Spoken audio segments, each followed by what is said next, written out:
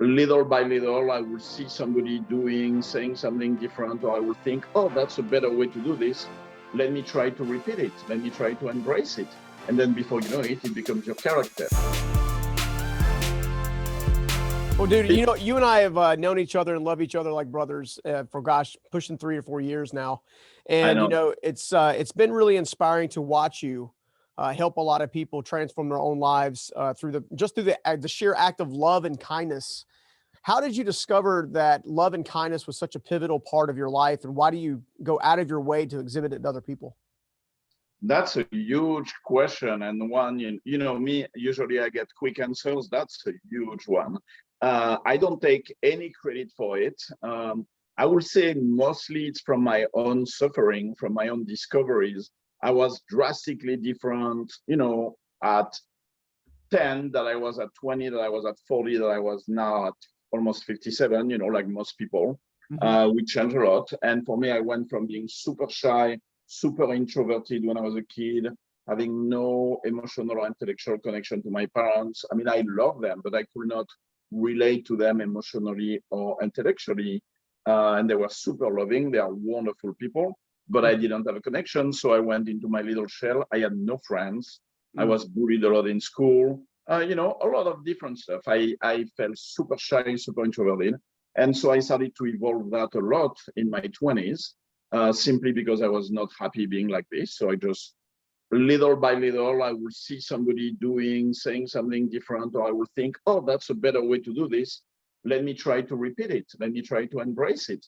And then before you know it, it becomes your character. Yeah. And I did and then around 40, after a really, really bad, really painful divorce, I also started to learn many things. And, I always feel like we are super lucky. It's pure luck if we take the path of kindness and love, because it's very easy to take the path of bitterness and being angry at the world and why me and bad luck.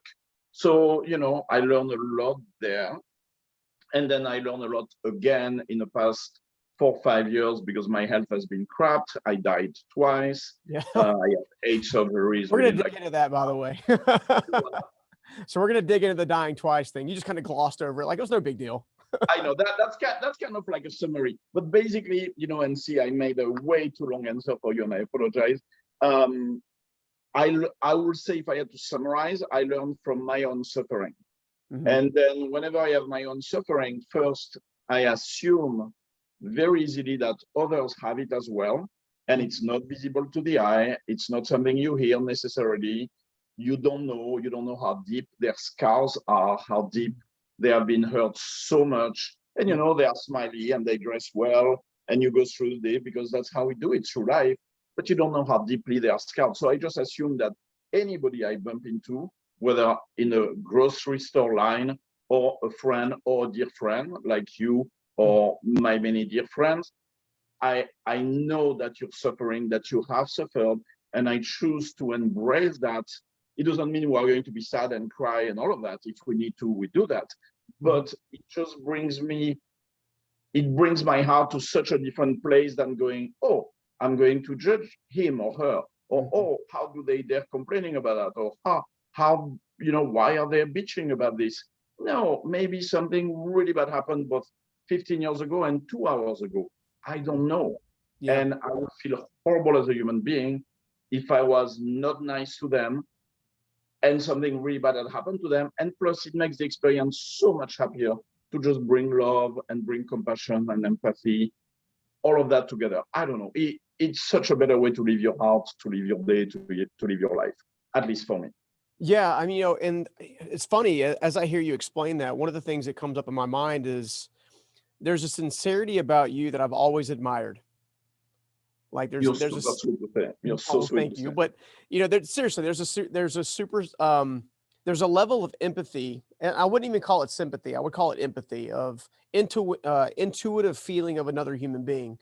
That as one of the world's foremost photographers, and I know you're not doing it as quite as much anymore, but you have the ability to capture souls on film. That was the very first thing when you took a couple of my headshots. Obviously, you used to take my wife Karen's headshots a long time ago and had these beautiful photos. But I remember showing that first bridge photo we did in Durham, Yes, to Karen and Karen's mom, and they said, "That's how we see you. He captured your soul on film." Now, that's so sweet to do you say. think do you feel like that the fact that you seem to be able to see people as they are has helped you in filming and photography and understanding kind of what they're going through? It does, it's really, I mean, the photography, I decided I knew nothing about photography my whole life. Zero. I had a tiny point and shoot camera from Best Buy, for most of my life to just capture my kids and going fishing. And so I got one day after I was pretty big into day trading, which also I picked for passion. I only pick things for passion. The moment I'm bored with something, I will let it go. It doesn't matter how successful by other people's standard it is, how much money it might make, all of that. I do not care because I know that today is not expendable nor replaceable. If I leave it going counter love, counter passion, counter my soul, I'll never get it again. And now I know it even better because I died twice. So it's pure miracle, Yeah. pure luck that I'm back here. I will not change a single thing about that. So, yeah, so I was saying the photography, I got into it. The day trading, I loved it for 10 years. I gave seminars in the Caribbean, in Paris, here. I was super lucky to touch people's life and to change the life of some of them by allowing them to become day trader and make a living that way instead of doing a job that I didn't like. But one day I was tired with all of that for whatever reason. I'm not even sure why. And I was like, oh, what about photography? Because I used to be an artist for a couple of years and I would paint and do commissions and sell my painting in exhibits. But I got bored with that too because I get bored with things and it's just the way it is. And so I was like, instead of spending 8 hours on a painting, I can go snap, boom. And the beauty that I see everywhere and in everybody, now it's captured. So I got into it. I learned how to photograph. My first photos were absolutely ugly, horrible. I really have a hard time believing that because your photography is Please, the best I've please ever seen. trust me, my friend. And when I see them now, I'm like, why in the world did a human being was kind enough not to say, Pascal, this looks terrible. This looks like crap. But they didn't. They were happy with it somehow, the first clients. And but it's like everything else. We learn by doing, and it's the same in the way I think we craft our heart and our soul. We learn by doing. We evolve by doing. If I choose kindness 30 days in a row, every time somebody cuts me off in a car or something explodes on the floor at my house, or some minor bad news happen, by minor, I mean anything except people getting hurt, health, or dying. Everything else is truly minor. So things don't go your way. Then short of that, if you repeat to yourself that you're going to accept it, you're going to accept everything. Acceptance is probably my biggest learning of the past 10 years. And you repeat it, and you repeat it like, like blah, blah, blah, blah. You react it. It becomes you. And one day you can't even conceive, oh my gosh, I used to be upset at that 15 years ago. Wow, that's a whole different person. And that's beautiful. We have such a capacity to evolve by either repetition or surrounding ourselves with people who inspire us, who bring us up instead of bringing us down, bringing us down. I can't even say it. 30 years here and I still can speak English. And so, it's repetition. And I truly believe we can change for the better our heart, our soul, our spirit, and definitely our mind. Why do you think so many people find it so hard to let go and kind of move in that direction? Because there is a fear. Also, I'm going to use a bad word and a word that I despise the way it is used, which is the word bitch. And I'm going to say, because that's what I've repeated myself a million times, momentum is a bitch. Meaning that if for 35 years you have thought this way, you have done this that way.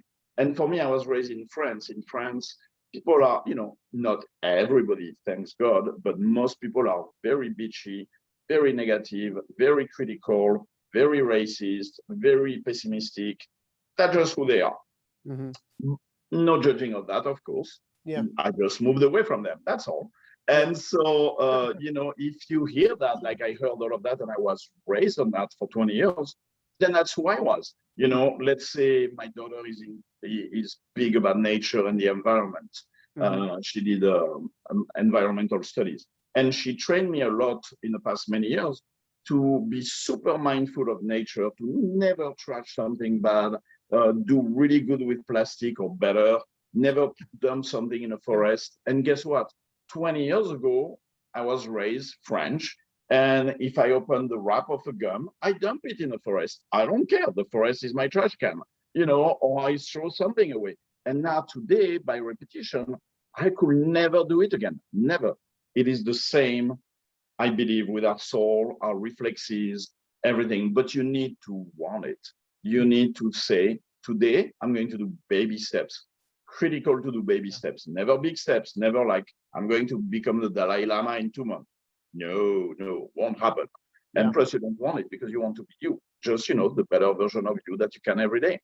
And so baby steps, very tiny steps. Today, I'm only going to do one tiny thing where I'm going to think slightly better, slightly more evolved, if we call it evolved. Just tiny, just one, not 15 times, one. And you do the same tomorrow, and the same tomorrow. And guess what? By day 5, you'll be the one starving. Oh my gosh, it feels so good to my heart, to my soul. Let's do it 3 times because it feels good, not because I have to. So, you know, baby steps. So very long, way too long answer. I apologize to you. You nothing to apologize about. I mean, this is great. So very long answer. Why is it so hard for most people? Because either they want to change too drastically or too big, and they don't have any protocol to make it happen. And life is going to be tough. You know, you say, okay, this week I'm going to do one tiny act of non-judging once a day. Guess what? Within 2 days, you have a terrible day at work, something is bad in your relationship, your kids are challenging, you broke your foot, whatever, you go, the hell with it. I'm not going to work on that, right? Which is totally human, totally understandable. But you don't want to do it too big, and you want to do tiny, tiny steps, and you want to have great self-compassion, because guess what?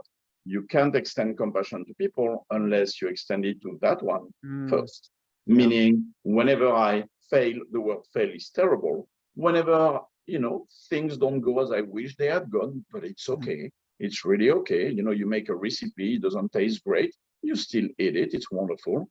Same thing with you, you know, have compassion, self-compassion for, I didn't do my 5-step this week, but it's okay. Did you do 1?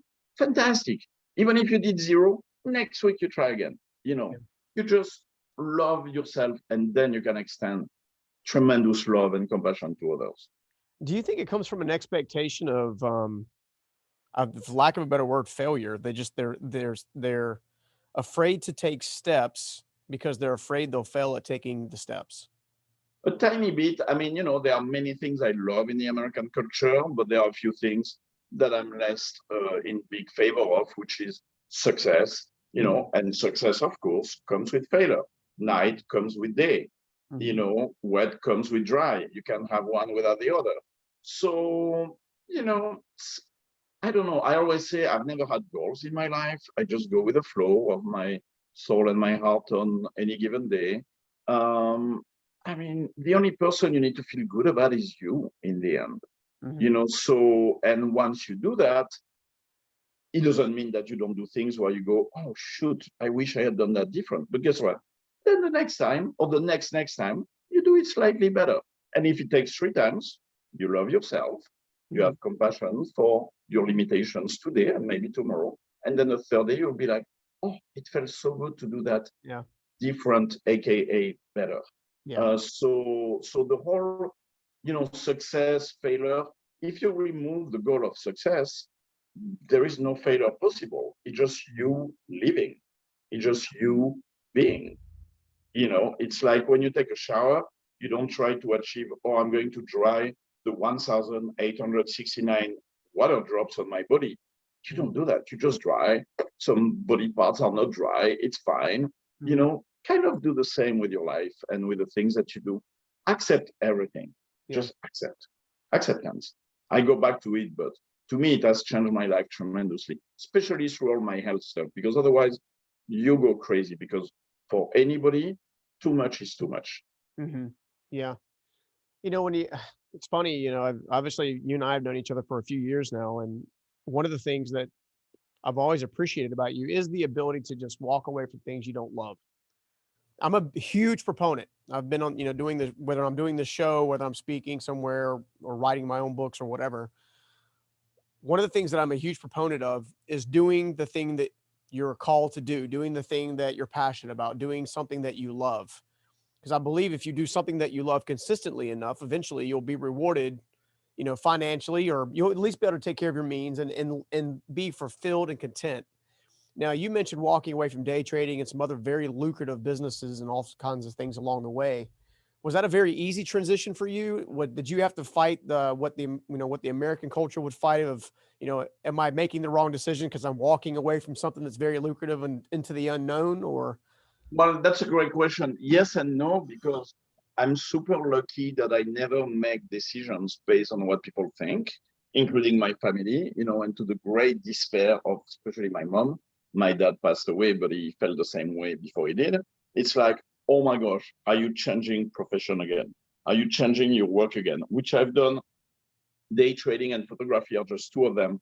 I probably have done 15, 20 things, over my adult lifetime. Mhm. Uh, and the same sometimes in a relationship, they don't realize that, like a relationship, unless it's truly fulfilling, it brings tremendous love to my soul, to my heart, and I can do the very same. And it's 90% happy. It's Mhm. hard to describe, but happy. And the same with any work journey that I do. I just I just let it go otherwise, because life is short. You can be, it's very ephemeral. God knows I know that. Mhm. And, it's very fragile. So unless you go to bed tonight and you go, I live this day with love for the people close to me, with love for myself. Of course, I'm always saying that in a non-ego, non-self-serving way. Just love for yourself. I mean, that's a whole different question. I'm not going to get into it. But, in a very kind, very caring, very nurturing way. And then you can extend it to everybody. Kind of like you cannot teach people how to grow flowers unless, you have grown your own flowers, of Yeah. course. So in terms of the whole letting go, to me, it was never hard, and I went for drastic changes, let's say from day trading to photography. If you want to talk numbers, I don't know, my income went down by probably 30 folds, not 3 times, 30 times. I went from driving two gorgeous Porsche, to beautiful sports car and having tons of vacation in the Caribbean and everywhere, every year, and a great lifestyle for my family, to now driving a little, I think it's a Nissan, I'm not even sure what it is, like, a plain car, Yeah. and not taking all those vacations, but I'm the same happy. So you adapt. There will be nothing worse. I see that in America so much, where there is only one way to rate your life and Mm. your self-worth, which Mhm. is money and business success. Yeah. I wish there was, like, instead of Fortune 500 magazine, there would be like heart or love 500 people. Mm. It's like Yeah. people who have nothing to do with money, no rating, but they transpire love and gratefulness and kindness and sweetness.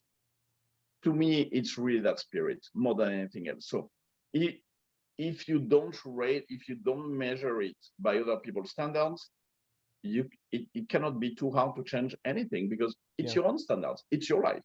It's Yeah. very important to always remember it's your life, not Yeah. mine, not Steven's, your life, That's right. whoever is watching this. That's right. You mentioned you didn't want to jump into self-love. I want, that's where I think I want to go next. And I'll tell you Okay. why. My wife would gladly tell the world that Pascal made a huge impact in her life, teaching her how to love herself and not to accept crap. In fact, my understanding is a story prior to her meeting me was you grabbing her face and saying, "Stop playing in the dumpster." So I know you've done that several times with people, just trying to get them to understand that they're worth more and that they matter. Yeah. I feel like self-love is at the root of all selfishness or the lack of self-love. I totally agree. And and in the case of Karen, other people with who I've modestly done that, it's never, in friendships or relationships, the number one thing you never want to do is say, do this. Mm-hmm. But if the person is ready to do something really hurtful, to their soul or to their body or to their mind, then with all the compassion and all the love in the world, you can grab their face very gently and go, please don't do it. Please. I love you either way. I'll support you and be there for you, whether you do it or not, but please don't do it. Kind of the same with our children. It's always like, okay, if you pick choice A, here are the consequences and the pros. If you pick choice B, here are the consequences and the pros. What are you going to pick? And I'm going to love you and support you the same way, either way, because guess what? Yeah. I'm fully aware that this is your life and it's going to be your mistakes and it's going to be your joys, not mine, but I'm going to be there for you. And so in terms of, telling people, you don't want to ever tell them what to do, but if you extend some true love where there is nothing in it for you, you're not trying to get anything from them, there is no benefit. You're just expressing pure love of like, I just want to try to help you avoid suffering that you're going to create if you make that choice. Yeah. And, but I'm there for you either way. And, we do that too rarely. Most of the time when we help people, and I know that, Stephen, you're amazing at that, from your journey, which has been also filled with pain and beautiful things and the whole roller coaster coming with it. You give out of love. You give nothing out of it. You give because you love people the same way than I do. So it's very important to give as a true gift with absolutely nothing in it for you, except having a chance for that beautiful human connection, which is the biggest gift of life, Yeah. I mean, when it comes down to self-love and stuff like that, I mean, I've witnessed you working with people. And when I say working with people, for everybody listening and watching, what I mean is he's actually being intuitively relational to people. He's not trying to go to work on them. He just loves them in the moment. He exudes it. And because he exudes it, it's like gravity kind of pulls people towards him, which is really cool to watch. What are some of the maybe top 3 to 5 things that someone can do to begin to grow self-love? Because I would dare say that most of the evil in the world comes out of a place of not feeling wanted, loved, or appreciated. I totally agree. I totally agree with you. And I totally believe that if we are all lived, the first year of life, everything is about us. You're touched, you have tenderness, you have love, you have caring. Nobody is going to yell at you. Nobody, I mean, for most people, nobody is going to be unkind to you. It's like pure receiving. If we kind of had that and extend it to all of us for the 30+ years of our life, can you imagine what the world will be? I truly believe there will not be much, like violence or evil or whatever we call it, or darkness. So I truly agree with you on that. And so in terms of the 4 or 5 things that people can do, it's a huge question. But it's interesting in a book that I put together a few years ago. So it's like 100 inspirational quotes that came to my mind. They are all from my own journey. What I was explaining earlier, where I say, I will bump into a situation, I will go like, okay, that hurts. That creates hurt to me, that creates hurt to others. How could I think it, do it, feel it, express it differently, or embrace it differently? And then, because I love words, it will come in the form of a quote to my mind. And then I started to post those on social media to my followers online. And little by little, I realized that people were like, oh my gosh, I so needed to hear that today. The number one comment is always, I so needed to hear this today. Wherever they are in that moment, that's what they need to hear, and it helps them. So, and for me, they just helped me tremendously, and I still read them on and on. And so if I try to extract the biggest concept from all those quotes of concept, I mean, the number one will definitely be, there is probably a tie of number one, but the number one that comes to my mind will be, you need to live your life. This is your life, yours. There is one quote that says, I'm not saying that you're right or wrong. I'm not saying that I'm right or wrong. All I'm saying is that this is my life. So it means you don't let somebody else judge you. You don't judge yourself. You don't judge them. You have that whole trio of setup, that triangle of true mix of compassion and love to others and to yourself. And you respect your life, going, this is all going to be my decisions. And guess what? Whether you make decisions to try to please your family, your spouse, your friends, society, the cliches, whether you try desperately to do that or you don't, you're going to be judged. Yeah. So what about you just do it all for yourself, by yourself? You just define everything. If you want to do this way, do it. It's your life. You're not going to live this day again. You won't. This day will not happen again. You won't have that choice to live it the way you want, the way it feels right to your heart, to your soul. You won't have it again. So do that first. Do not give a crap, to use a more simple word, about what people think about what you do and your choices, ever. Just don't. Now, when they say something, I always look for, if there is a critic, I'm like, what could be right about it? But guess what? I decide what could be right about it. And if they are right about it and I'm doing something that I could do better or different, or that's not good, I change it, but I define it. So live your life by your own standards, 100%. So that will be number one. And the number one tie that I will throw in there will be acceptance, that I mentioned earlier. Acceptance will be like, another quote in my book is to the spirit of most of our suffering only comes from knowing that things could be different. And what that means is that if in this moment, let's say I have 12 worries right now, you have 12 worries. Whoever is watching this has 12 worries. Imagine for an instant, it's a very interesting exercise, that you truly in this moment accept each of the situations triggering those worries just the way they are. Accept your children exactly as they are. Accept your spouse exactly as they are. Accept your work situation exactly as they are. Do not let your mind go, but this, but that, but he could do this, she could do that, it could be this. Why is this happening to me? No. Freeze the time and go, I accept everything as it is. It doesn't mean you're not going to try to improve things for the things that you can, but accept deep, serene acceptance in that moment. It's super not easy, neither to explain nor to do at the beginning, but I hope it will be clear enough for you guys to try. But it brings so much peace if you accept all of it. Yeah. And to me, the extreme version of that was when I died twice and I went through all the 8 surgeries and so many other procedures and struggles. If I did not accept all of it, at some stage you go, life is too hard. It's too much pain. It's too much nonstop. And whether it's surgery or other issues, we all have it. We all have had that kind of situation. So acceptance will be the number one tie, or number 2. I love it. Yeah. So, I mean, my takeaway from that in the bite-sized moment was take ownership. It's your life, live it. Accept where you are. I think it's also just as important to accept where you can go if you would just lean into it. Right. Absolutely. And not be held hostage to limitations or expectations by other people. Yeah.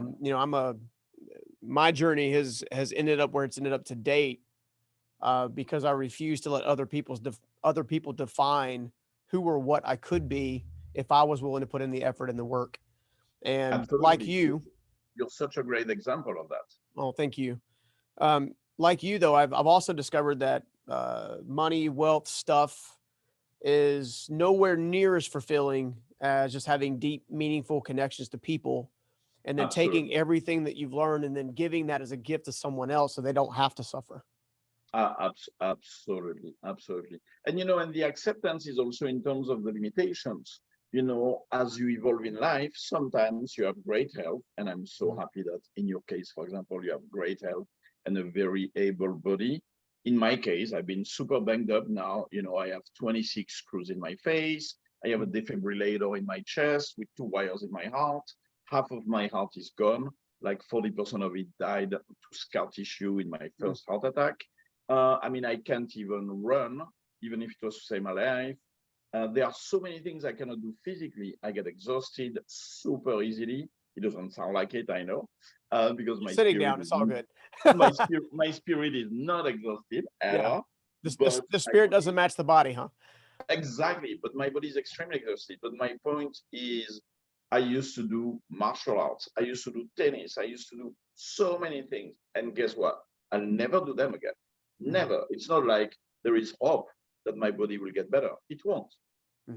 But without a deep, serene acceptance of that drastic change in my life, I mean, my days will be horrible, spirit-wise and soul-wise. And I will be missing the great beauty that I can still find in things. You know, today I walk 30 minutes. You know, before the first heart attack, I used to swim 120 laps 3 times a week.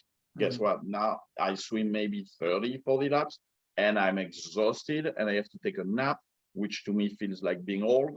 You know, it's like, but I accept all that stuff, and it is not, and you know, it is not easy, but you just do it because you do it with baby steps, and you do it as accepting things as they are right in this moment. And it's just such a better way to live your life, because it's going to end either way. Either you fight it and you swim against the current many days or your whole life, and then in the end you die, or you accept and you go, oh, here is a little rock on the river. Maybe I'll pause there, and instead of going through the whole river, I'm going to stay there for a couple of years. You know, it's like you adapt and accept. Those are two critical elements. Same thing in relationships, same thing in your friendships, same thing in everything. Yeah. What led you to actually write the book, Choose Your Words, Choose Your World? I mean, outside of the fantastic photography inside of it, which everybody should buy the book and actually not only read the book, because by the way, this book is designed to inspire you when you need it most. It's not one you pick up and just read word for word and you're done with the book. This is something that needs to be on your reading table that you just pick up anytime you're in need of a little inspiration or a little wisdom. But I'm curious to know what made you want to write it and put that book into the world. So super simple answer. For once, I have a simple one and a short one. I never thought in my lifetime I would first write so-called inspirational quotes. They were just little memorandums, you know, memos to my own journey, to repeat myself things and to evolve on them. And then I never ever thought I would share them with people. But now we live in a world where we can share things with many people, which is wonderful. And then I never ever thought I would put in a book. But I started to share them, like I mentioned before. It helped people, it touched their life. It made my heart so happy. Of course, a book like that has nothing to do in the world with money. You don't make money whatsoever with something like that. Nobody makes money from books. No, it's purely an act of love. And it took me tremendous work, because I'm very anal, and I would be moving one quote there and one photo there and this. And my daughter was like, Dad, it's perfect. I'm like, no. I need to have it perfect my way. So anyway, so many of my followers, you know, loved it so much, and they were like, you need to put that in a book. So instead of having one every day from you, we have all of them together, and we can share them as gift for friends, as gift for family. So that's, after hearing that, you know, 500 times, I was like, okay, like a few years ago, I'm going to put it into a book. And it took tremendous time, again, because I'm very anal about it, and very hard to pick the quotes, very hard to pick the photos. And then I just put it together.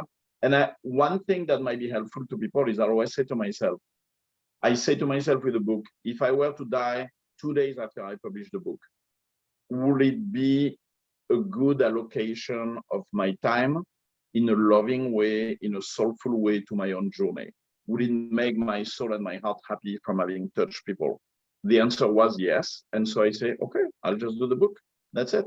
And without a single, you know, you cannot do a book like this or anything else without thinking, oh, it's going to become a bestseller. Oh, I'm going to do marketing, blah, blah, blah.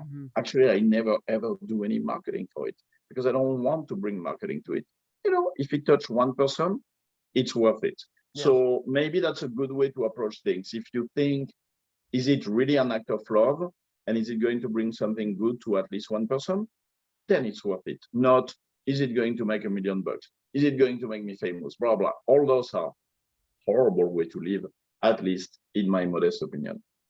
Awesome. Awesome. Well, I have a selfish question for you now. Of course. It's very selfish, very selfish, very I'm selfish. sure it's not. I'm sure it's not. How did you know I was going to be good for Karen? Oof. That's a great question. That's a great question. Well, you know, you're one of those people where it's so interesting, where, I don't know, it almost feels like I'm a sponge for people's vibes, whether it has been in my friendships, in my relationships, in a line at Harry's Theater, at the grocery store. I don't know. I feel that if you truly listen to people's voice and words and heart, they tell you who they are. And right away, I mean, when I met you, and you know, and as you know, you probably know, and you already know that, you know, I love the spirit of women much more than men in general, in many ways. And it's just me being like this, just more sensitive. I love emotions. I love sensibility. I love to talk about life stuff. You know, I'm not into sports. I'm not like a guy's guy kind of stuff. So this just to say that most of my friends are more women than men. And then when I met, so it's very rare for me to connect to men in terms of friendship. And when I met you, I was like, okay, that guy is so truthful, so full of love, so genuine, so joyful. And you went, and when I started to also learn your story, you went through hell and you transcended it. You made things beautiful. You touched people's life. You created things that bring joy to people. And I was like, oh my gosh, this is like the ideal person for Karen. And also, you know, you always wanted to be a dad, embracing your babies, which is so beautiful. And you're such a great dad to them. And now these babies are like this tall. I know. The last time I saw one, I was like, stop watering the boy because it's too damn big. I can't keep him out of the refrigerator, so. Yeah, don't water him. Stop that. No more showers. And so, you know, you just, I mean, Karen has a huge heart, huge soul, incredibly kind, incredibly sweet. And she absolutely deserves, and I'm sure you deserve the same with her, you know, somebody with the exact same kind of soul and heart. And it's so critical. That's one thing that's very critical in relationships and friendships. You know, I've even broken up friendships. If somebody has a great soul and all of a sudden starts to make very hurtful choices, you know, cheating, being unkind, being racist, lying, but, you know, stuff that's really not good, then I will let go the friendship. It doesn't matter how long. You know, I've broken up friendship with guy friends that were for 10 years. But if you keep bringing her to the world, I will have great compassion for you. But am I going to spend time with you? No, I just won't, because I'd rather spend it with somebody like Steven or like Karen. You know, people where we are very alike. We live in the same planet in terms of kindness, chosen caring. So no, you guys were like the perfect match. It made my heart so happy that well, we went from 0 to 60 in under 6 seconds. We were met and engaged and married within 6 months, which was fantastic. Which is just crazy. It had a mind of its own. It was wild. So beautiful. Absolutely such a gift. Yeah, it was beautiful. I want to go back to the story of accepting where you are, especially in physical roadblocks. So we both know people that struggle physically now. And one of the aspects that you just mentioned is that obviously the physical limitations have not changed your love for yourself or for the world. In fact, for you, it's made it brighter. But some of the folks that I know that are suffering with various physical ailments see it as in, for lack of a better word, and I'm trying to articulate this right way, but the only other word that's come to my mind is death sentence. Like it's what? I'm sorry. It's like a death sentence. Like, you know, I'm done. My life is over because I'm. It's like I got cancer. I got a heart attack. I got this. I lost a leg. Yeah. It's over. Yeah. Yeah. How have you been able to transcend that? And maybe what is something that you would share with them to help them transcend that as well? Because while you do, I mean, you do talk about the various, I mean, you're walking Walgreens most days with all the stuff that you've been through. And I say that with the utmost love, of course. You know, you've been through a lot physically, especially recently in recent years. but you still do carry yourself with love and compassion and empathy towards other people. When most people I see that have similar ailments or even any combination of some of the things that you've been through, become very reserved. They kind of pull in, they kind of shun the world, they kind of become very isolated. And you tend to put yourself out there, especially now that you can get out there and move around a little bit now. So what's the difference? So I will say, I mean, the only difference is that I'm super lucky that I'm able to transcend it somehow, and there is absolutely not a single thing wrong in their world. It's just pure luck that I was able to take a different path with it, little by little, step by step, of course, baby steps, baby steps. That's right. And so the number one step will be to what you're saying is acceptance. Okay, I have cancer. I have a crappy heart. I have anything big, like not little boo-boo, like big. Like, for example, I had a spinal fusion because I lost the use of my right arm out of nowhere. So they had to go inside my neck, move the throat, go inside, use the back. It was not fun, it was not cool, and I wish it didn't happen. But it's not huge. It's not fun, just not huge. But for all of them, acceptance. So that's number one step. So whatever just happened to you, acceptance. Don't go to the why me, why now, it shouldn't, it couldn't, it's unfair. Like there is nothing worse than the unfair concept. Life is not fair. Life is zero fair. Zero. Zero. Like one of the quotes in the book is good things happen to bad people all the time, bad things happen to good people all the time. Get over it. That's, it's the same way that if you have a cold, your nose is going to run. You don't like super spend your life complaining about it. You accept it, right? So life is not fair. So why me? Forget that. It just happens. So once you are past this, then you can shift to the next step, which is, it's a combination of two things as I will see it if I analyze it. I mean, of course, I never analyze it in detail to myself. I just go with it. But it will be a mix of having a hyper awareness that this day, this hour, this moment, I'm not going to live it again. I won't. Doesn't matter if I'm Bezos and I'm a billionaire, you won't live tonight again. And I won't either, and you won't either.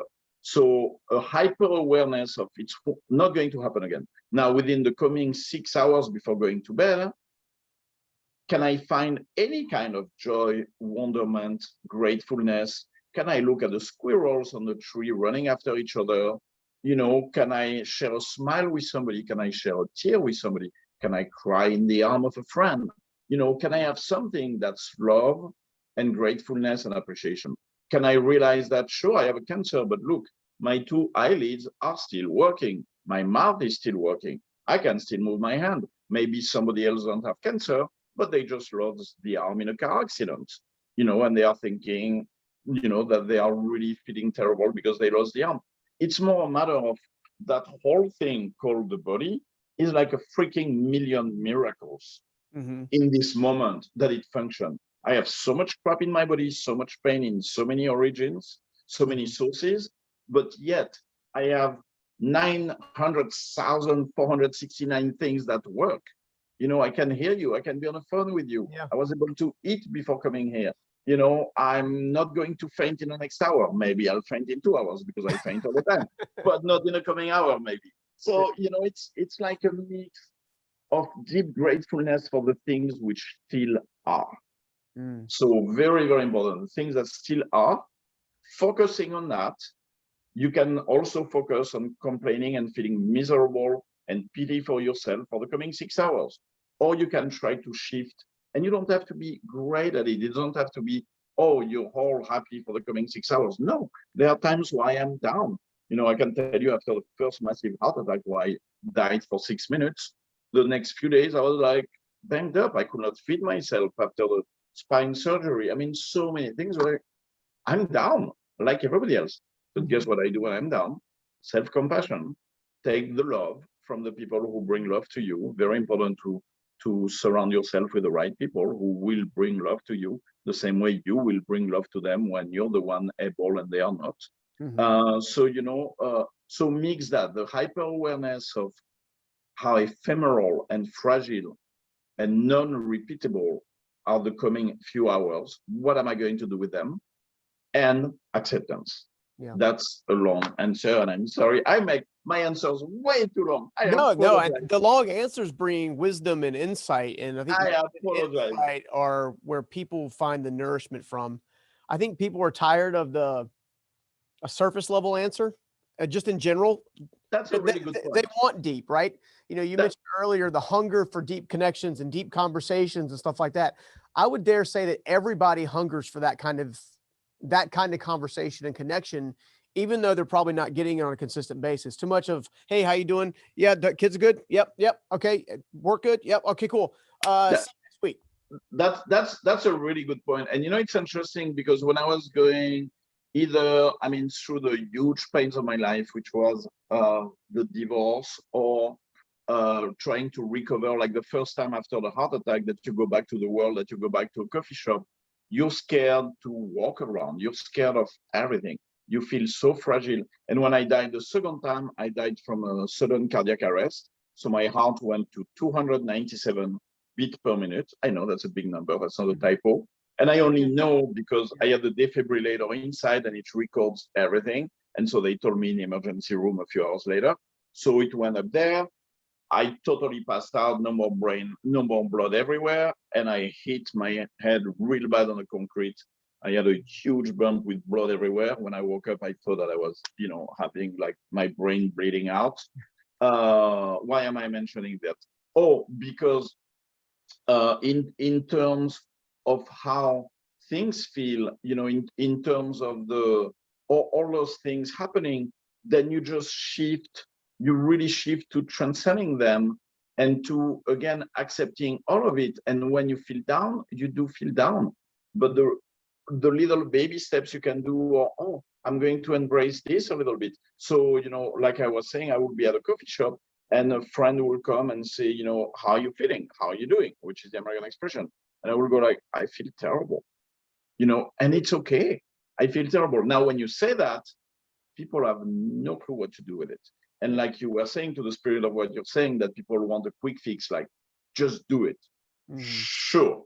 There is a great TED conference from that lady who went through hell in terms of mental health, mm-hmm. and who almost suicided so many times, deep depression, everything. And she has a great thing. She says, I still remember her voice because when I swim the laps, I have a snorkel and I listen to TED conferences through a player on the cranial bone, because at least I can learn something more, because I always want to learn more. Yeah, and so she say, when I was super down, people will tell me, just shake it off. Talk about like, what did you call it, Stephen? The quick fix advice. Yeah, quick. I mean, just, it's your surface level stuff. It's, Yeah, surface level. So it's like, just shake it off. When you're super depressed and suicidal. And she was like, I did not think about that. I did not think about shaking it off. I'm feeling horrible to the point of suiciding. Of course, I thought of shaking it off. But guess what? I can't. Yeah. So I either bring me some love and some help and support, or don't tell me to shake it off because it's absurd. Yeah. So, that's very important. Like what you say, we cannot improve things drastically without giving it some deep depth and repetition and deep concepts, and not just a quick fix of just shake it off or just do it. It's not that simple. Yeah. That's never going to be efficient. I love it, man. Well, I know we got to wrap it up, but I just wanted to say thank you. You're amazing. I love hanging out with you. I love hearing your insights. You're super sweet. I love you, my dear friend. Say what? I say I love you, my dear friend. I love you too, my friend. Thank you so much for having me. And I love to follow all your podcasts. It's such a joy. You bring so much love and inspiration to everybody by bringing the beautiful mind and souls and hearts of so many of your guests. It's a great delight. And you're the one touching people's lives every day. And I'm so grateful for you. Well, it's because of inspirational people like you that I get to follow and stay connected with. So we all get to make an impact, and we all get to shine a light. But before we go, where can people get Choose Your Words, Choose Your World? Where can they buy it? Amazon, just Amazon, that big little thing that invaded our lives, both for the good of it and for the not so good. But guess what? We are going to focus on the fact that it's for the good and the great, because it's extremely convenient. That's You know, right. so yeah, just an Amazon with my name. Awesome. Where can everybody stay connected with you and learn more about you? I'm sorry, say that again. Where can everybody stay connected with you or learn more about you? So I mean, I use a lot, sorry, Facebook, but it's very limited because it sucks because it's limited to 5,000 people. So I mean, that's what I use just because so many of my friends are on there. But Yeah. otherwise, I'm going to create a blog eventually through my website, which is photographybypascal.com. And I also have a YouTube channel on which I post videos, which I create just for love, just capturing the Lots of beauty drone out there. footage. Yes, through drone, a lot of drone footage, because our planet is so magical from up there. So you can follow me, you can subscribe to my channel. I use Instagram, but I don't do a good job at updating it because, you know, too many social platforms. But Instagram is super cute too, so you can follow me there. And, you know, I just go with the flow. Sometimes I post a lot, sometimes I don't post for several days, either because I don't feel like it, or either because I'm struggling and I don't have enough energy to do it. And I just accept that I'm struggling right now. And then, you know, when a tiny bit of spark of energy comes back, then I share things again with people. So you can follow me on any of those. And for the book, you know, I designed it so you can have it by your coffee table, gift it to a friend, take it with you to the beach, have it by your toilet. You know, if you read on a toilet, you know, they're very practical. You just take a peek, and hopefully it will bring a tiny bit of love and a tiny bit of something helpful to your day. And that makes my heart super happy. I'm going to recommend that anybody watching and listening not only buys the book, but more importantly, go to one page, enjoy the photography that's with the quote, and then meditate on the quote. You're super sweet to say that. There's not a single quote in your book that cannot add value to someone's life if they'll sit and reflect on it for a few minutes. Yeah, you're super kind to say that. And, you know, it's only, basically, it's like the little steps of my own journey. And I keep, you know, having quotes coming to my mind, and I stopped publishing them now for a while, because the ones in the book are the core principles that allowed me to go through life and to go through to where I am. And I'm just so grateful for that. It just comes, you know, it just pure luck. I will never take credit for any of it, ever. Rock on, rock on. Well, I love you, my friend. I know we got to run, but I can't thank you enough for spending some time with me today. It's been enjoyable. Loved it. I love you too, Stephen. And all of you guys out there, please start by loving the person in the mirror, AKA you. Start there. In the morning, look at the body, look at the soul, and go, thank you so much for being allowed to live this day, for everything that functions in my body, even if some things don't function at all, or you're dealing with somebody really bad. But guess what? There is still a million little things that function so amazingly. Try to shift your focus to that, and then look for the smiles in a day, wherever they are. If you love that interview, go ahead and check out this next one right here. And I just started crying.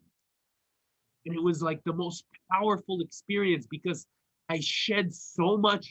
And what I realized I was running from was who I thought I was.